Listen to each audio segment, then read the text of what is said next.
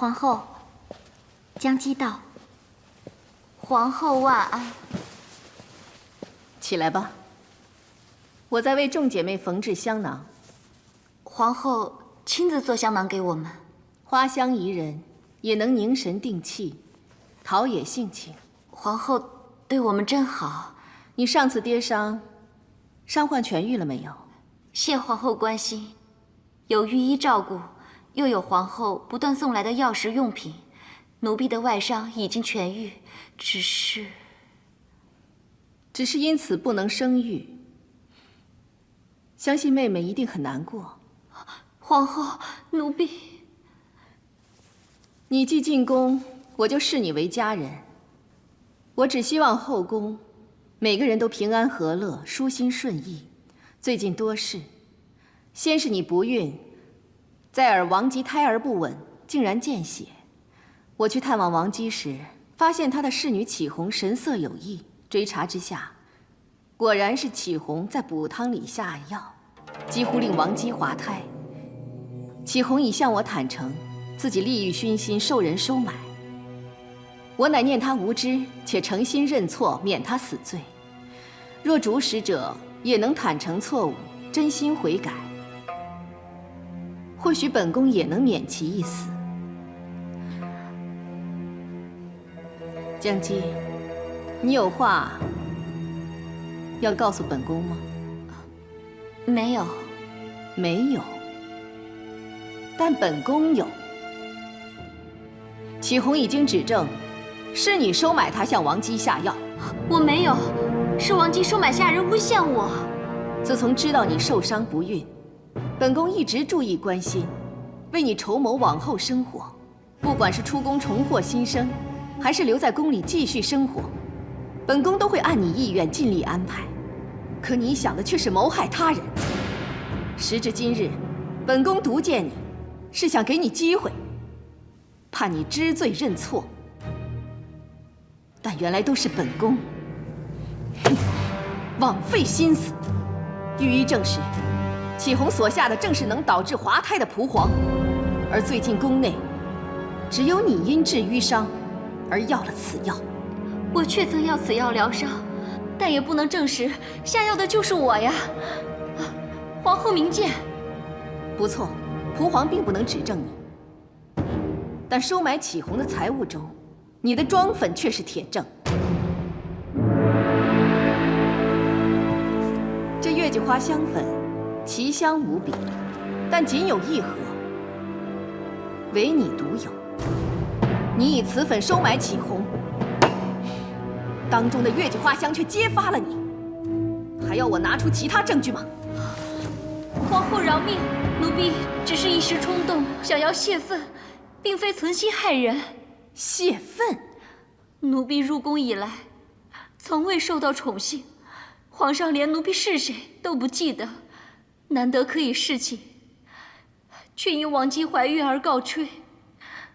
本已难过，又被王姬姐妹所弃，跌倒，以致不孕。后宫之中，个人有个人的境遇。历代以来，恩宠尊荣、儿女成群的又有几个？凄凉的远不止你一个。你却诿过他人，更蒙歹心害人。可当日确实是因为王姬姐妹言辞侮辱，奴婢才会气急而跌倒。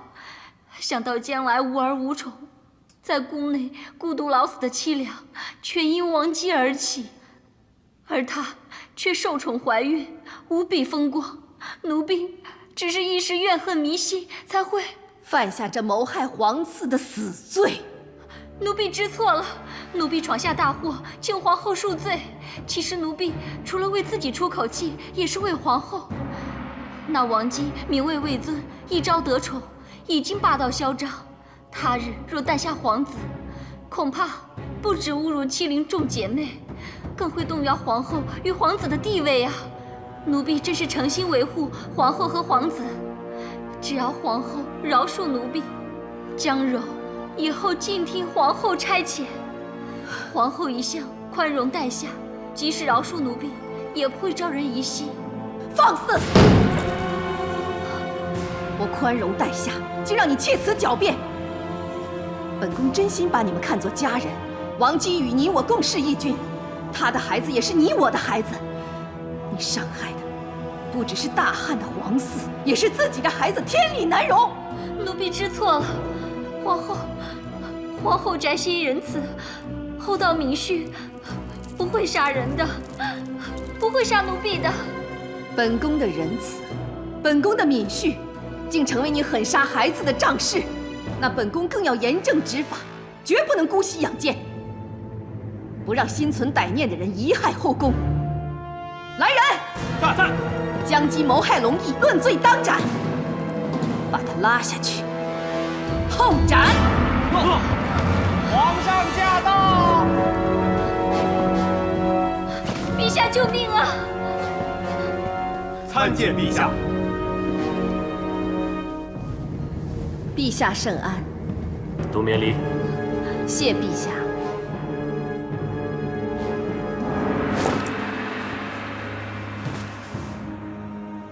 启禀陛下，江姬下药，意图谋害王姬腹中胎儿，幸亏臣妾发现得早，胎儿无事。但江姬毫无悔意，不断窃词狡辩。陛下，奴婢冤枉，奴婢下药并非自愿，而是受人所逼。受何人所逼？是皇后。皇后指使你向王姬下药。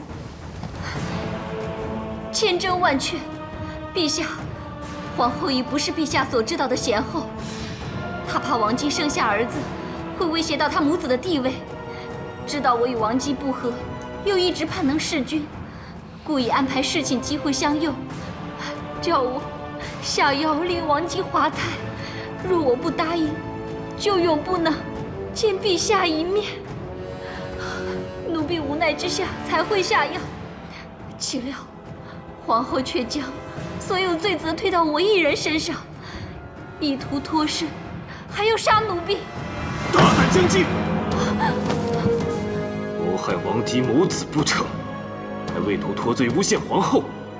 皇后善心仁德，是日积月累的言行所证，岂是你一人之言可以歪曲？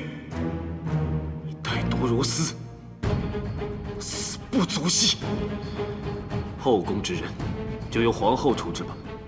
把江姬拉出去，力斩不赦，以儆效尤。陛下，陛下饶命！皇后饶命啊！奴婢知错了，奴婢真的知错了，皇后饶命啊！陛下，陛下救我！饶命啊！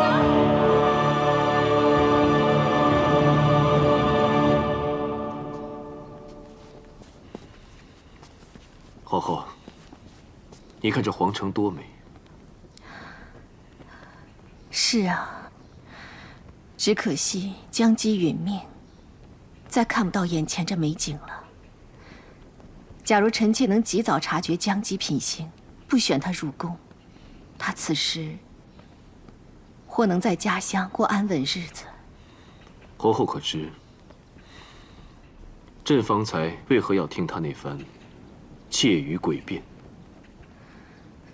臣妾知道，陛下是要臣妾看清楚江姬的狡诈，以免臣妾因杀他而难受。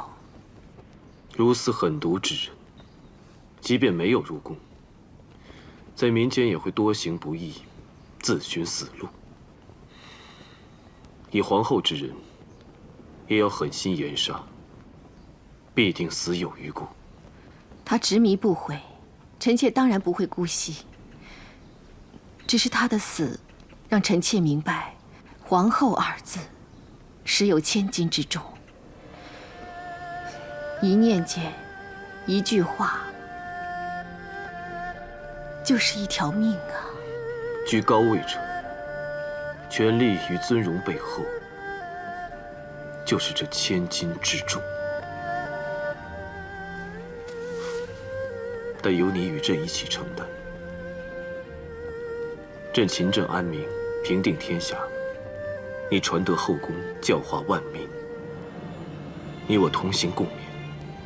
指望臣妾能不负陛下所托，臣妾今后会更用心。臣妾坚信，滴水可穿石，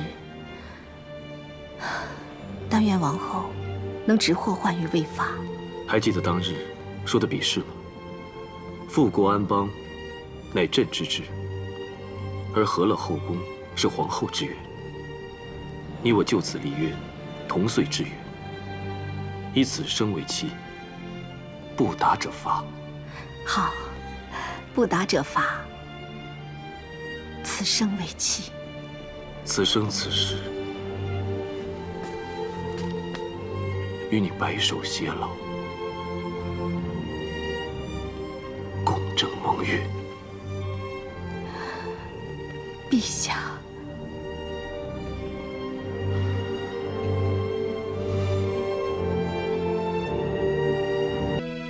找到段老先生的时候，他已病重，幸好他一进城就被发现了，及时送到了孔御医成交的家中，由孔御医亲自照顾，现在暂时保住了性命。他的病有多严重？常年积郁成疾，气血大虚，阳气衰微，情况不容乐观呀。孔御医说，如果他有家人，要尽快安排见面，他可能命不久矣啊！什么？你去告诉孔御医，不论用什么办法，即使倾尽太医术所有药石，一定要保住段老先生的性命。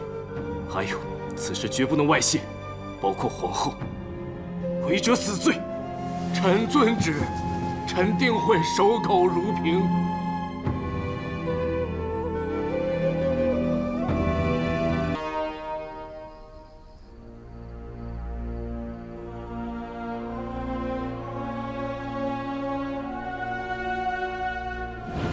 段老先生血弱气尽，药石无效，臣等也无能为力，求陛下恕罪。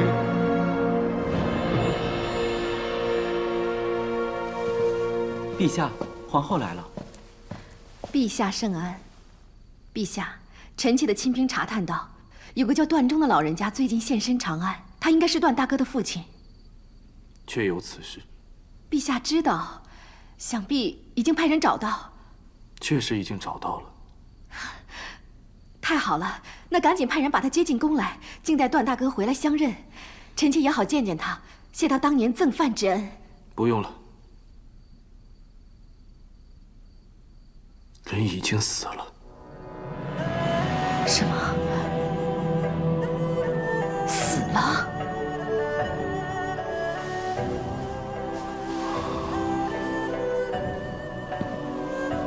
这些年来，他四处漂泊，访寻妻儿早已经是心力交瘁。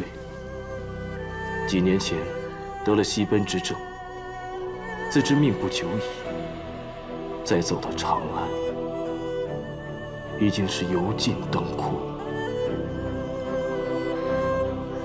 陛下知道的如此详细，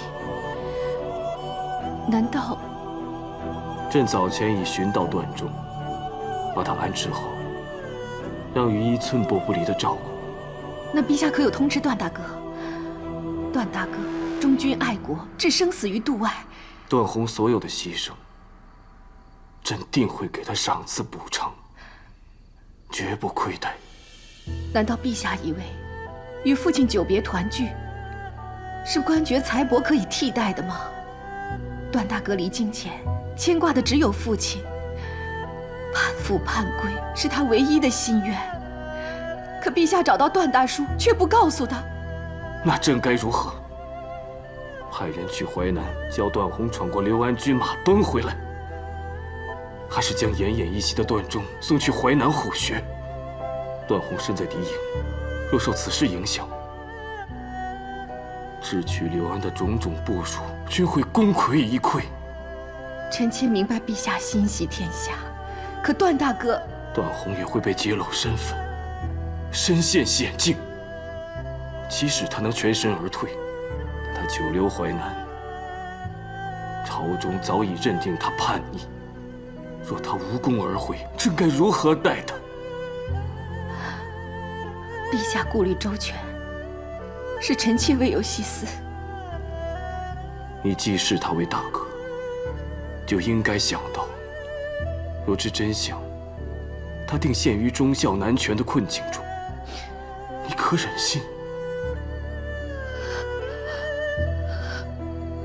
朕宁为他承担不仁的骂名，免他为难于忠孝间的抉择。朕也错了。没有通知段大哥，陛下无错。可陛下为何要瞒着臣妾呢？朕已说过，段忠身子太弱，难承车马劳顿，不能入宫。那至少可以让臣妾出宫一见，还报当年赠饭之恩，也好带段大哥尽一点孝。皇后贸然出宫，你是要天下人和刘安都知道我们在为一个逆臣寻父，还照顾得周到吗？那陛下可有告诉段大叔，他的儿子忠义仁勇，在朝为官，为国尽忠吗？朕只能谨慎行事。陛下的谨慎，却让一生坎坷的老人孤独而死，连儿子的成就，甚至生死都一无所知。你怜悯一个老人是否安详而去，却不体谅你的夫君做此决定有多艰难。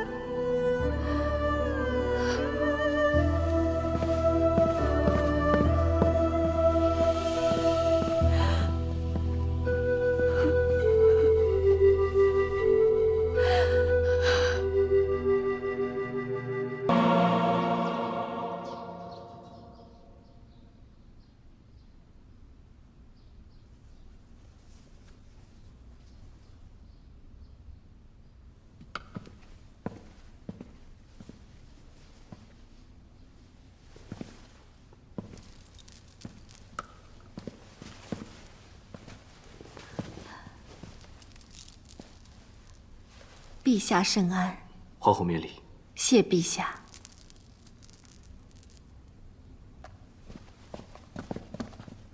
今早收到一函上奏，易叔叔，他奏请赐书与各地详叙学社，让各地贫寒修文学礼，实施好事。朕让天禄石渠阁送书于他。那臣妾替各地贫童孤儿谢陛下。一函广传福善于四海，为汉室培育才德之士，实是大功。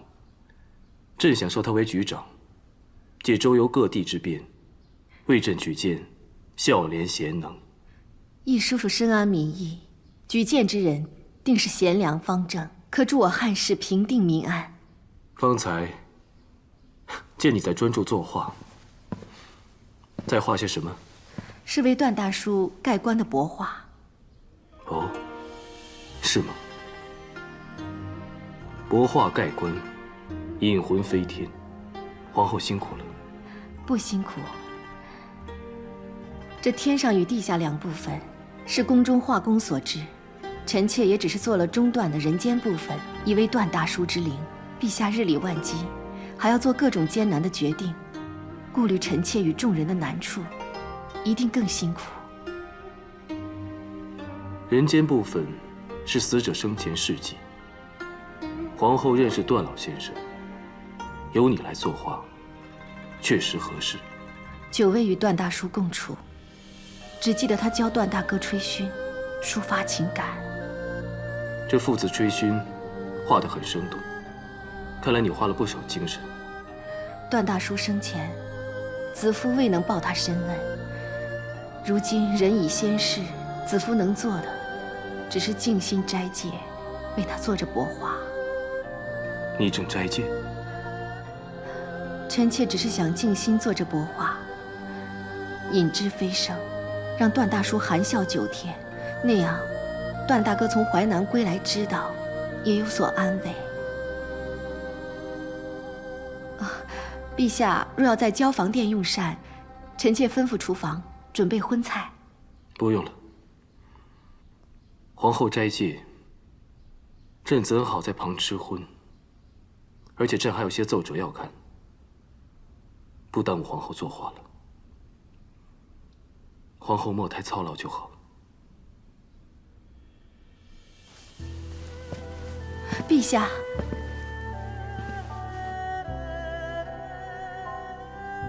陛下也不要太过操劳。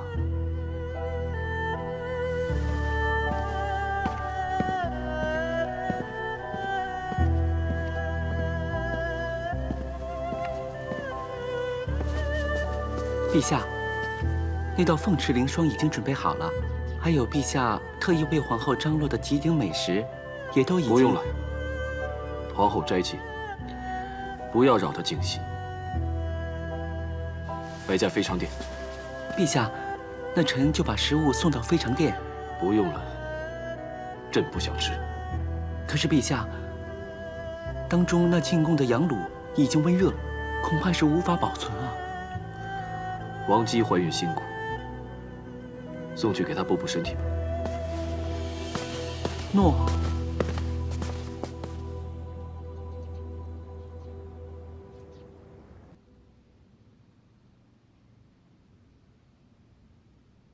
皇后，王姬平时请安也常缺席，今日我看恐怕也不会来了。王姬怀孕，肯定不方便，我也明白。就请徐黎夫人向诸位妹妹讲解亲蚕礼的仪式吧，不用等王姬了。王姬到。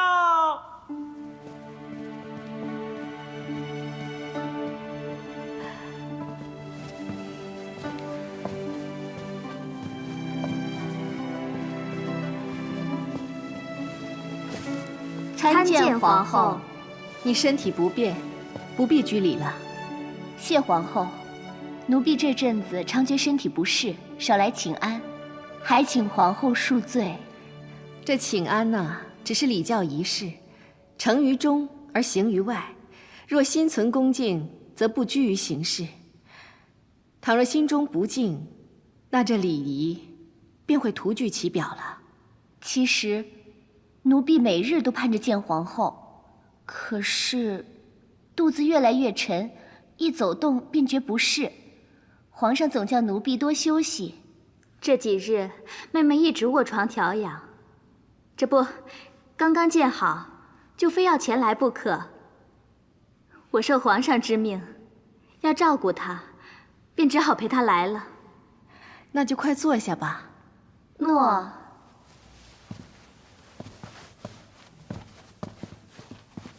今日御医可有诊断？一切安好吧？回皇后，一切安好。多谢皇后一直关怀，常送药膳给奴婢养胎。只不知奴婢是不是虚不受补，吃了还是倦怠气弱。这反而啊，是昨晚皇上赐了奴婢用羊乳做的汤羹，一吃就似有神效。妹妹能开怀，腹中胎儿自然也就欢快。还有呢，启禀皇后，皇后，白民来给皇后报喜。报喜？大将军胜了，霍校尉他也获胜了。皇上正在议事，先派白民来报。皇上主臣一定要告诉皇后，霍校尉虽是首次出征，已见神勇，出入敌阵立了大功。只要他们一切安好就行。恭喜皇后！皇后真是一门俊杰，大将军已是护国功臣，霍校尉更是少年英雄啊！最难得的是皇后与家人的贤德，即使功高位尊，仍是千景宽仁，礼待臣下。等大军回来，皇上对功臣的封赏恩宠，肯定丰厚实在。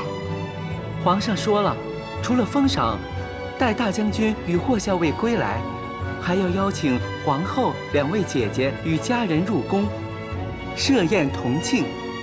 那吃的就不止羊乳血鸡了，肯定是五鼎四簋的国宴了。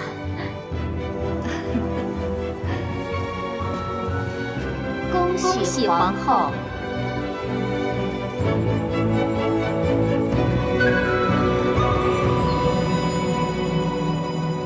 敌方轻视我小子，我就深入敌军境内，叫他们知道莫轻视我年少。好，就800人，进他数百里，歼敌军2000多人。好啊！最重要的是无恙归来。姨母，去病履行承诺，平安归来了。皇后不必担心，卫青果敢，去病骁勇，他们2人都是朕的钢铁臂膀。姨母可知，去病此次还手刃敌人的相国、当户，他们除了闻舅父便落荒而逃，也会因为我霍去病的名字而闻风丧胆啊！是啊，就属他最勇猛，一直往前冲，我拦都拦不住啊。大将军，你这样说会吓坏姐姐。去病，你不是答应过不会冲动鲁莽吗？姨母放心，去病是依据形势才单刀直入，还连立2功呢。皇后，去病神勇，连凶悍外敌都怕，确实领我汉军扬威大幕，不能轻看的勇将啊！这小子有陛下包庇，臣妾怎敢轻看呢？这就好。霍去病听风。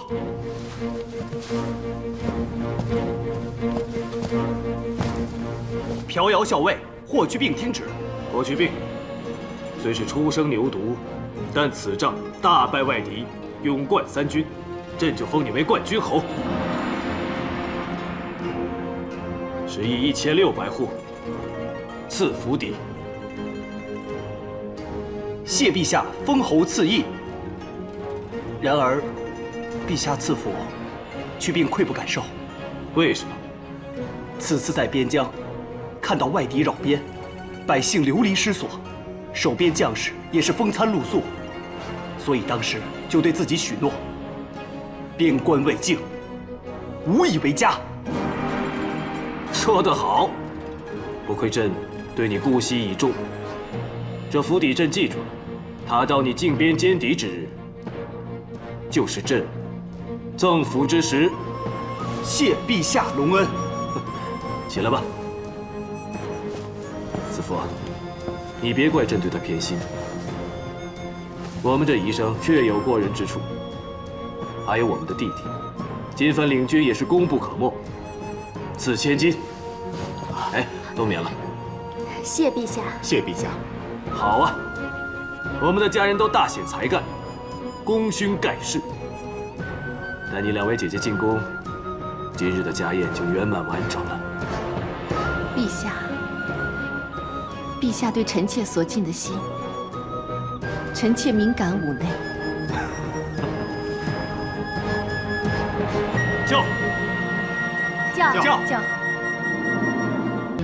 用力，妹妹，用力，用力，用力呀！就快好了，用力，用力，再用力一点，用力，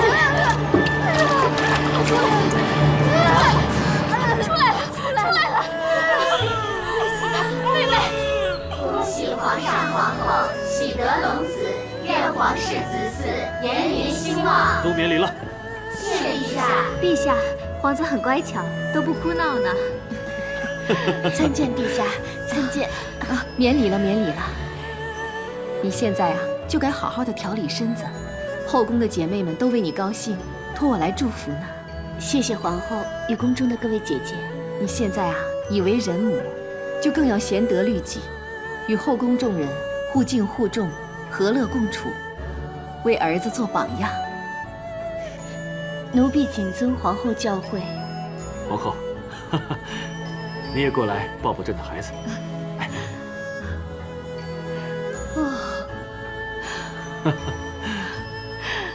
皇子龙眉凤眼，很像陛下。朕倒觉得他像巨儿。你说该起个什么名字？陛下觉得呢？就取鸿门的鸿字如何？宏达者，聪慧博学；鸿门者，黄门也。这皇家之子定是学富五车的渊博贤达。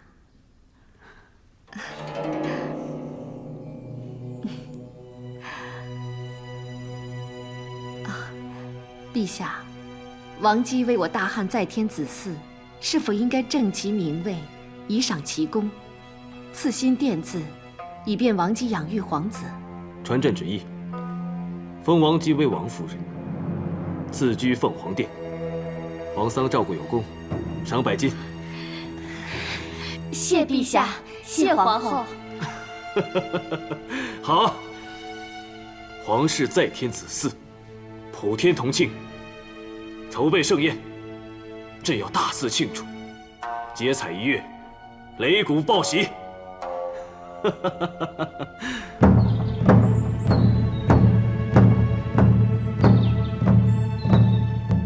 今日15，大日已至，八方神仙与我神力，4方天兵前来相助。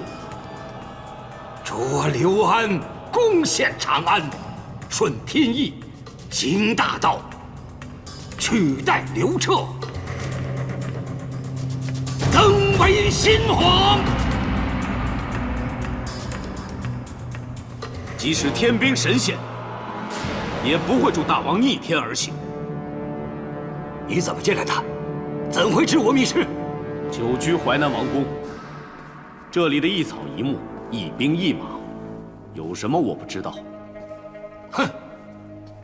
以往每日午时总南巡大王踪影，只要稍微注意，不难探知你在这里装神弄鬼、做法求仙，做你的春秋大梦。原来你真的是刘彻的奸细！什么奸细？我是名正言顺由皇上派来，平乱除奸的特使。呸！你凭什么？就凭大汉皇帝的圣旨。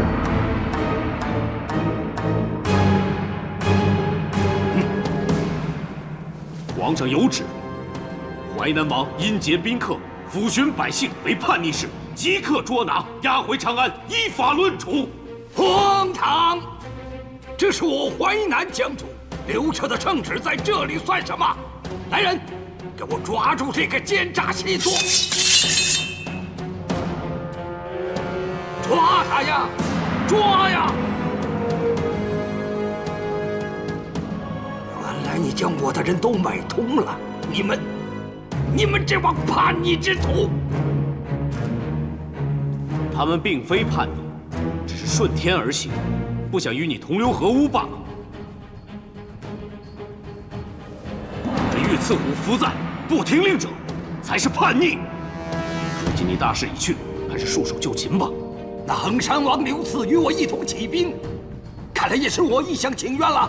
段某前不久已经告诉刘赐虎，你坐拥江山之后，根本不欲信守盟约，既不打算封他为相，亦不会重用其子，而是伺机杀他，吞并其风头。你以为刘赐会怎么做呢？你名为合纵，实为离间，挑拨我兄弟。你这个忘恩负义之徒！枉我还曾救过你父亲，待你如此，你竟然如此的报答我！你休再假惺惺了，家父根本就没有什么避嫌小受的幸运。当日我假意提及父亲，只为示你居心，没想到你竟然顺势拉拢，更证明你心怀不轨。我心怀不轨？那狗皇帝所作所为，那就是光明正大。你那2位好友，窦婴、灌夫，为刘彻效忠卖命，最后落得怎样的下场？我只有灌夫，骂作本并不至于死罪，就因为他知道你与田汾合谋作反，才会被害而下死狱。但是下旨杀他的是刘彻，刘彻杀的还有窦婴，当初是合情一众，但是一个诬陷说辞就随意生杀，这样的皇帝，值得你为他出生入死吗？天下厚颜无耻莫过于你。窦大人并非被皇上赐死，而是他一片担心，为天下万民甘以死用，让田汾疏于防范，以便抓住你这与他谋反的逆贼，才牺牲自己。看来你们还真是用心良苦啊！窦大人以己性命，免百姓于战祸，忠诚可敬。皇上早已承诺，把你押回长安正法之日，就是共济忠烈之时。你以为制住了我，就可以回长安邀功了？你可以买通这几个兵卒，却不能买通整个淮南。是吗？参见大人，淮南各城已降，刘建已交出兵权。时道寡助，刘赐倒戈，连你的孙儿刘建都归降大汉。我劝你还是不要做无谓的挣扎。从一开始，你就对我提推恩令，就已经在谋算我了，离间我与孙儿亲信的关系。你好狠毒啊！若非你只重权位利益，不顾亲情，又岂会自陷众叛亲离的境地呢？你们跟随那狗皇帝，只有死路一条。刘安起义是替天行道啊！你若俯首就擒，我也不会为难；若你执迷不悟，我便不会让你逃出此事。此乃窦大人所赠宝剑，你若反抗，我便以此手刃你这叛贼。要杀我吗？可杀了我也阻止不了刘彻的败亡。淮南重兵皆握在我儿子刘谦的手上，现在应该已经出发攻长安了。我谦儿才是秉承天命的真天子，他定会为我报仇，灭尽你们这帮狗皇帝的兵马。恐怕你的谦儿也不能助你，因为他早已身首异处。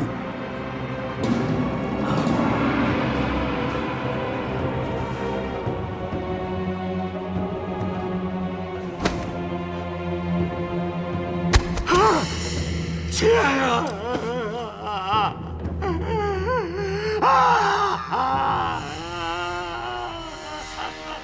众将听令，在。五福在此，将叛贼刘安拿下，押回长安以正法。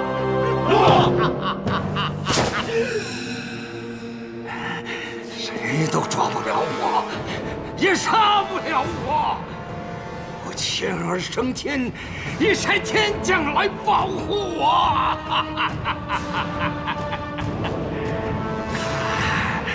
完全天将围绕着我，护卫着我。本神乃上天所派，下凡济世安民。你等不知感恩，反诬陷于我。你们不配有新君护士！把他拿下！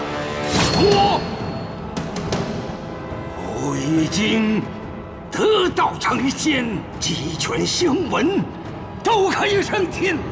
刘彻永远都杀不了我。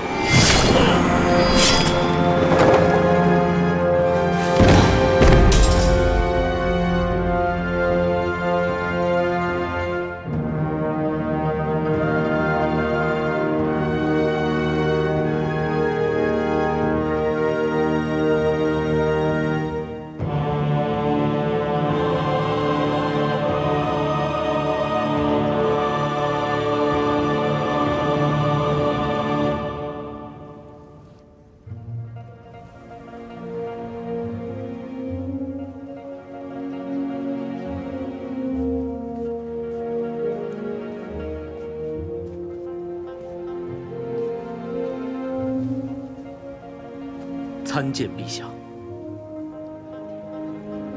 臣没有失信于陛下，淮南叛乱已经平静。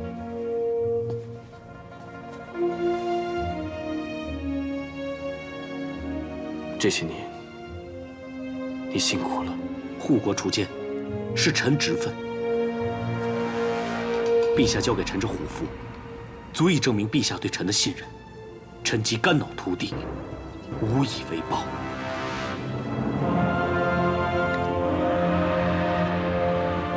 朕虽给你虎符，但你不费朕之兵卒，不用朕损兵折将，便阻止了叛乱，这是天大之功啊！臣不敢居功。无需谦让了。窦婴灌夫如今死能瞑目，正因你证实，当年就是刘安与田汾合谋作乱。这是臣在刘安密室中寻得当日田汾与刘安相通的密函，这就是他们谋反的铁证。好，这铁证正好作为祭奠之物。若田汾未死，朕必将他五马分尸，以祭窦婴。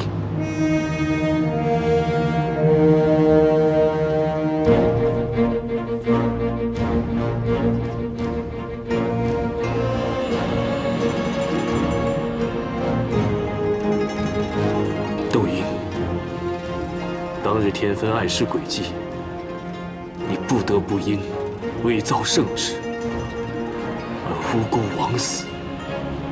目前只有臣死，让田汾以为陛下相信是臣诬告他，而疏于防范，也好让陛下趁机找出他的罪证，以便吞并不法，一举铲除田汾及其合谋一党。臣恳请陛下原窦婴必死之志。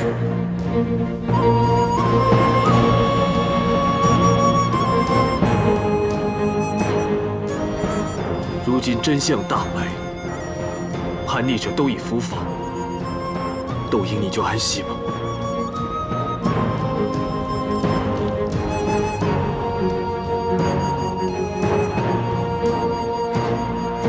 淮南已肃，位告英灵。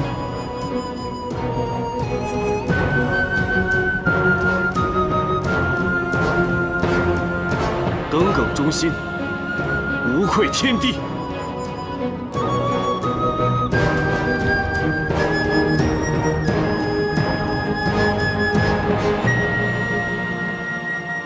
窦洪，朕今日还有一事。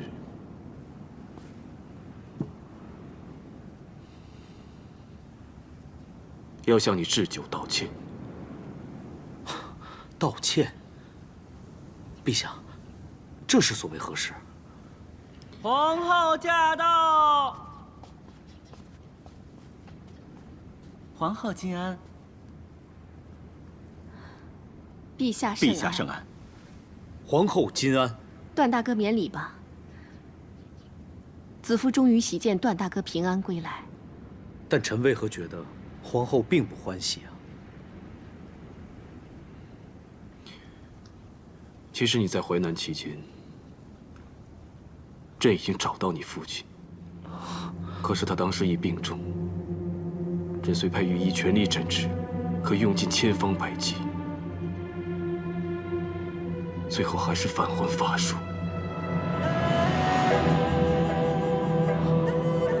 皇上未免段大哥在淮南心绪不宁，一生危险，故此没有立刻通知你。但是皇上已命人暂时将段大叔安葬，且臣只想知道，家父离世时是否安详？段大叔在御医等人照顾下，想必是安然而逝的。孤独病重，苦后亲儿，含着怨念遗憾，又怎会安详？段大叔如果泉下有知，也不希望看到段大哥你如此悲痛，伤了身子。朕已吩咐卫青协助重为你父亲大葬之事。为父俱丧是人子之志，不必劳烦他人，请陛下恕罪。你为遏制叛乱而无法与父亲作别，朕一定会严惩乱党，让你的牺牲值得。你在淮南立下大功，朕会先复你郎中令原职，待淮南余党及衡山王叛党，权倾剿后，再做封赏。平乱一事，臣不敢居功，难以领受封赏，也不必官复原职。皇上，张功臣已表率天下，段大哥无需自谦而惧赏。况且，你贬职只是为了平乱，如今叛乱已定，官复原职也是理所当然啊。臣身为人子，与父失散多年期间，未能晨昏定省，临终竟也不能尽孝，心中有愧。陛下，臣妾有一句话，不知当说不当说。但说无妨。臣妾以为，段大哥确实有过，不能封赏。大汉以孝立国，推崇孝道，立身行道，扬名于后世，以显父母，孝之终也。段大哥曾居高职，却未令段大叔显名显贵。陛下如果让段大哥重居高位，恐怕只是更招其害。段宏未能弑父，确实不孝有过，不应接受封赏。但他平定叛逆，忠君有功，朕也不能不赏。既然如此，陛下何不将功归于段大叔，为其建功德祠？陛下既能赏功，段大哥也能尽孝，让段大叔显名显贵。父亲生前，臣未能尽孝，臣只求父亲死后荣耀，望陛下成全。段中教子有方，让朕得绑逼段宏，堪配其名。下旨，此段中功德祠，让他名显天下，万世传颂。谢陛下隆恩。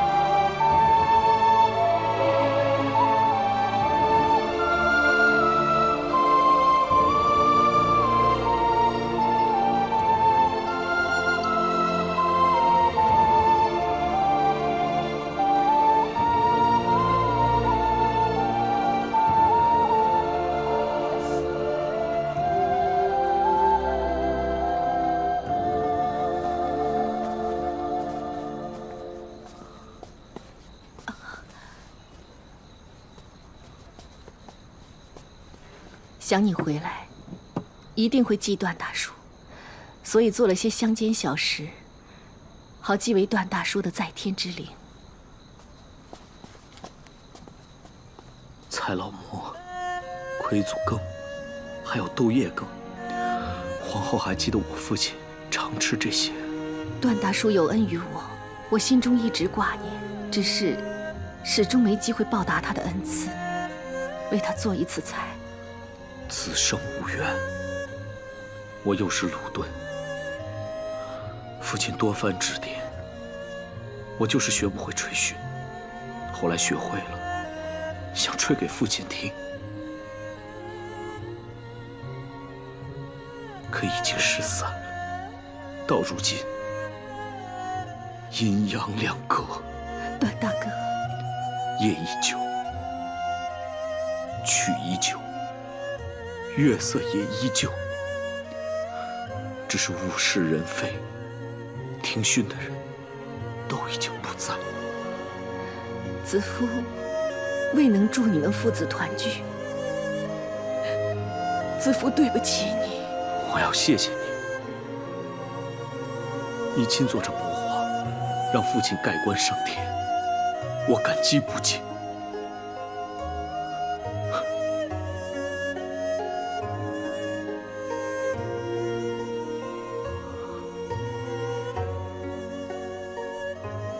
我每次看到这画中景象，就仿若父亲在身边，与我对奏，对我慈祥，为我上头。段大哥，你的讯声，你的消息，你的眼泪，段大叔一定看得到，也听得到。当日，为了你在淮南安全，我们不能公然厚葬段大叔，但姐姐细心，将段大叔葬于骊山之上，面向东南城门入口。这样，段大叔他就可以看到你的凯旋，看到百官城门相迎。子父，谢谢你。你为汉尽忠，段大叔定以你为傲。段大哥，段大叔此时为你喜，也会因你的伤心而悲。为了他，你要振作，抖擞精神。我会的。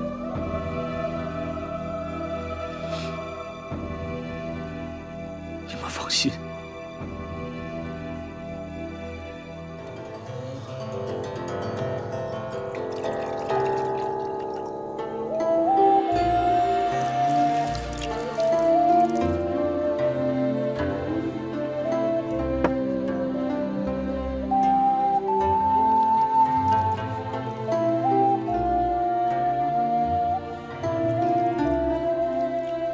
有皇后和大将军在，就不用朕再劳心了。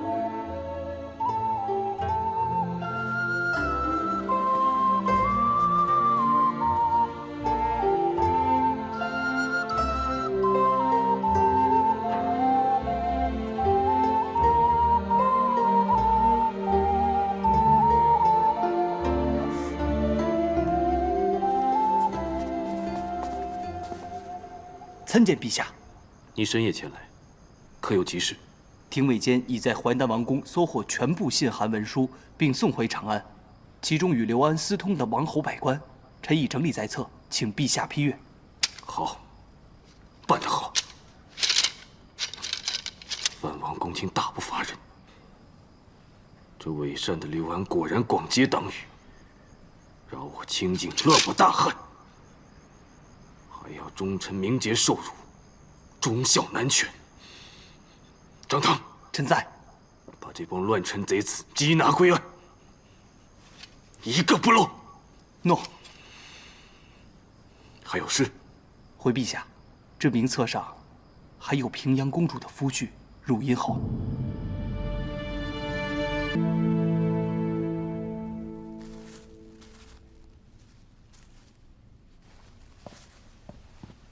皇后，大将军到。姐姐，快坐。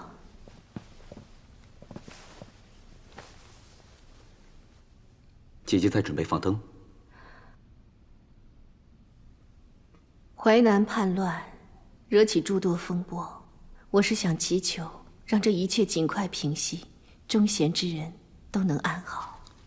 姐姐只用桃花，看来惦记的是公主。当日你我从平阳侯府入宫前，公主正在桃树下，说她只是撒种之人。就如这棵桃树一样，我只是播下了种子，能不能开花结果，就靠你自己了。可是如今，我们都花叶茂盛，果实丰硕，撒种之人却……姐姐是想说，汝阴侯被指与刘安勾结之事。朝政之事，我不便过问，亦相信皇上与公主姐弟情深，皇上不会怀疑公主。只是夫妻相连，如果汝阴侯有罪，必定有损公主的名声。汝阴侯若无罪，自是最好；即使有罪，弟弟也要尽力维护公主。贪夫殉财，烈士殉名，君子及末世而名不称焉。公主志气干云，惜名重义，尤胜男子，定不能因他人之罪，而让他蒙上与他为人不符的污名。姐姐放心，弟弟定尽力维护撒种之人。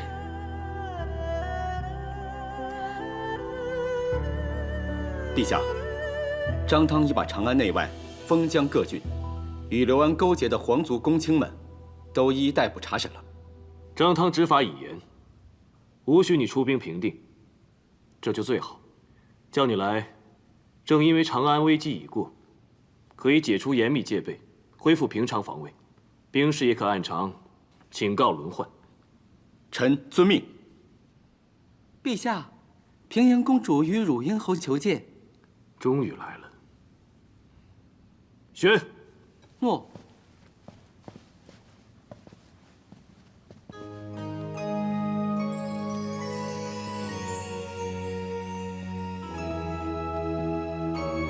参见陛下。姐姐，快起来，朕一直惦念你，一切可好吗？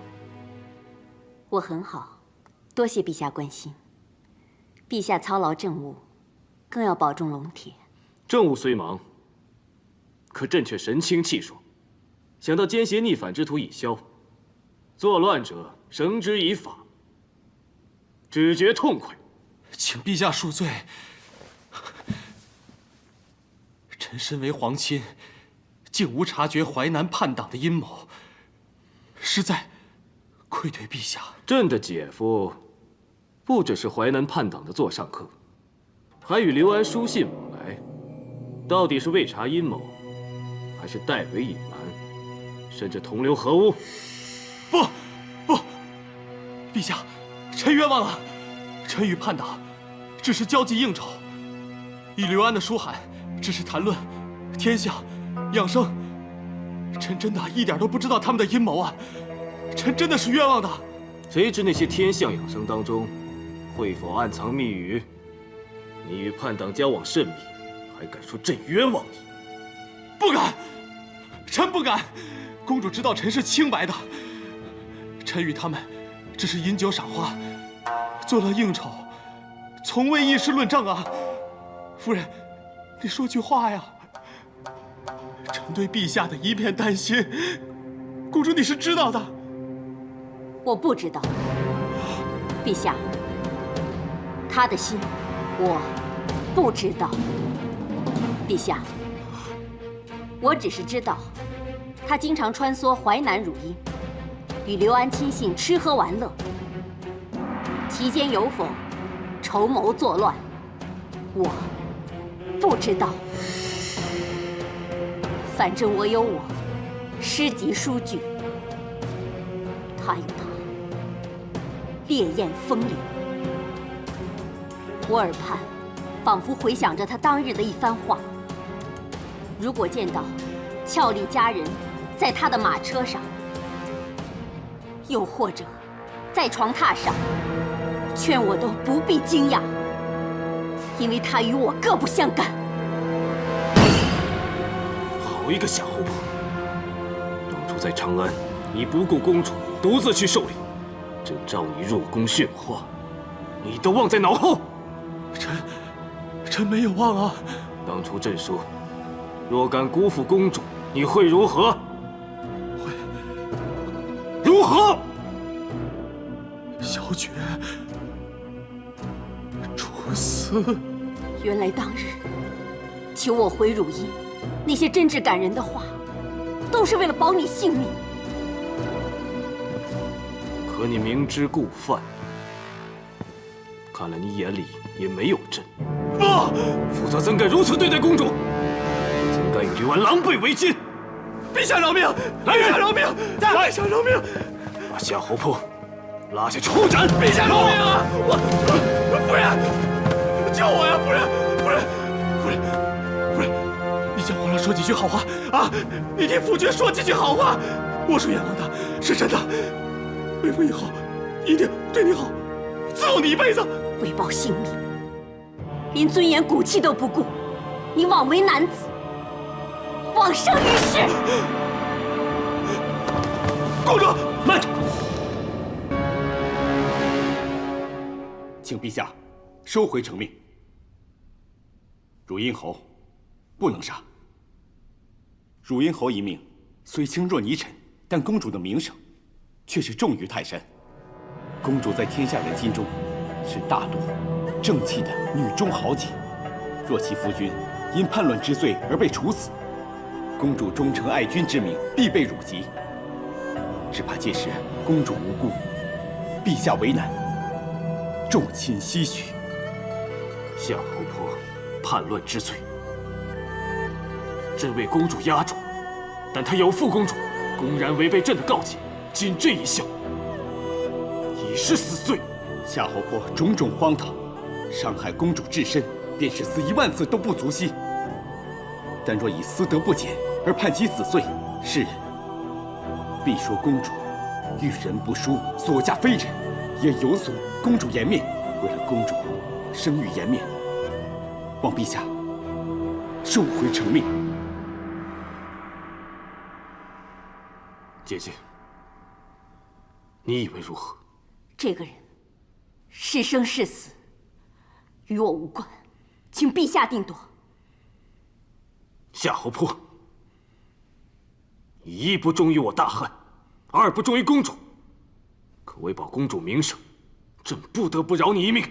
谢陛下不杀之恩，谢陛下，谢公主，谢公主。今后，公主与你再无夫妻之名，生死不复相见。你滚回你的汝阴。若以后再行差踏错，朕定要你不得好死。谢陛下，还不快滚！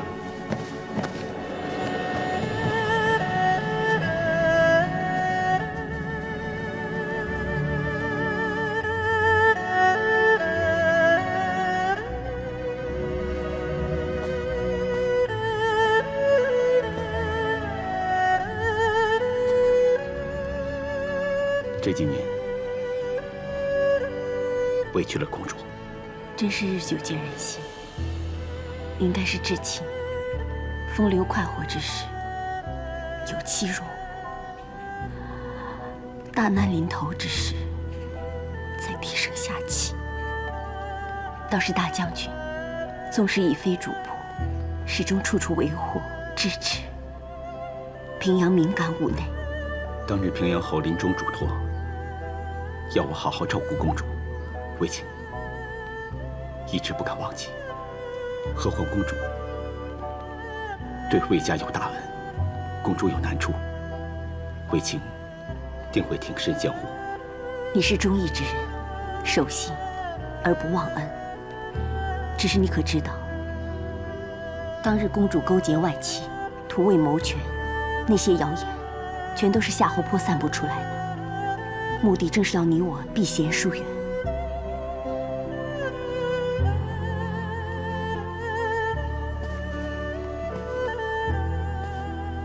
也许真是天意，你我也只能顺应，怀恨抱怨，仅会徒增不快。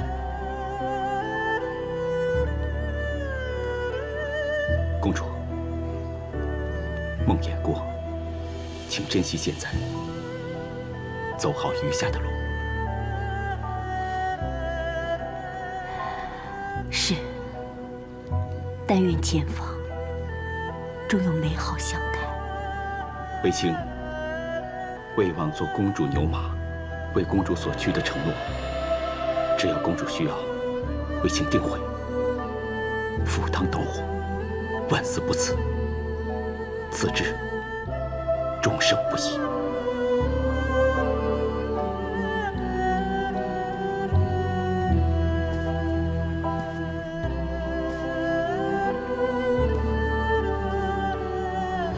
此般君子，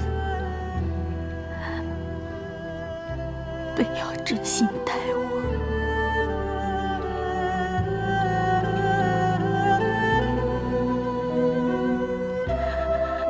苍天，